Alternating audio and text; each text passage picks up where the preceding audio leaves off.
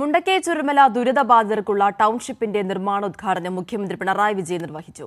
കൽപ്പറ്റ ബൈപ്പാസിനോട് ചേർന്ന് സർക്കാർ ഏറ്റെടുത്ത 64 ഹെക്ടർ ഭൂമിയിലാണ് ടൗൺഷിപ്പ് നിർമ്മാണം. ദുരിതബാധിതർക്കായി കേന്ദ്രം ഇതുവരെ ഒന്നും തന്നില്ലെന്നും മുൻ അനുഭവത്തിന്റെ പശ്ചാത്തലത്തിൽ ഇനിയൊന്നും പ്രതീക്ഷിക്കുന്നില്ല എന്നും മുഖ്യമന്ത്രി പറഞ്ഞു. നമ്മുടെ നാടിന്റെ മനുഷ്യത്വം കൊണ്ട് മാത്രമാണ് ഇതൊക്കെയും സാധ്യമായതെന്നും മുഖ്യമന്ത്രി കൂട്ടിച്ചേർത്തു.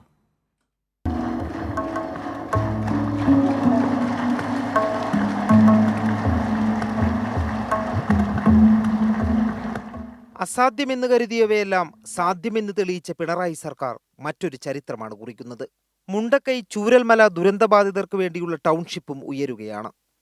ലോകോത്തര നിലവാരത്തിൽ ടൗൺഷിപ്പ് പൂർത്തിയാകുമ്പോൾ ലോകത്തിന് മുന്നിൽ കേരളം ഒരിക്കൽ കൂടി തലയുയർത്തി നിൽക്കും. പ്രതിസന്ധികളെ ഇച്ഛാശക്തി കൊണ്ട് മറികടന്ന് കൈവരിക്കുന്ന മറ്റൊരു നേട്ടമായി അടയാളപ്പെടുത്തും. സ്നേഹനിർഭരമായ സഹകരണം, യോജിപ്പ്, അതിലൂടെ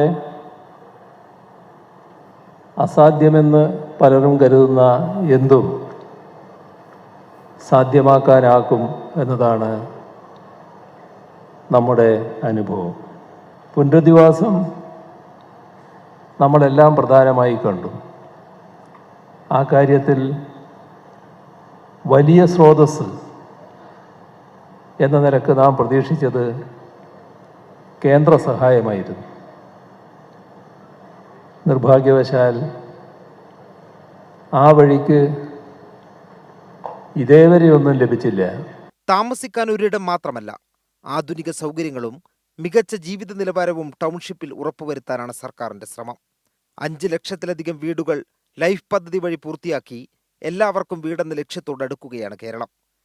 ദേശീയപാത 66, ഗെയിൽ പൈപ്പ് ലൈൻ, കൂടംകുളം വൈദ്യുത ലൈൻ, വിഴിഞ്ഞം തുറമുഖം തുടങ്ങിയ പദ്ധതികളും യാഥാർത്ഥ്യമായി.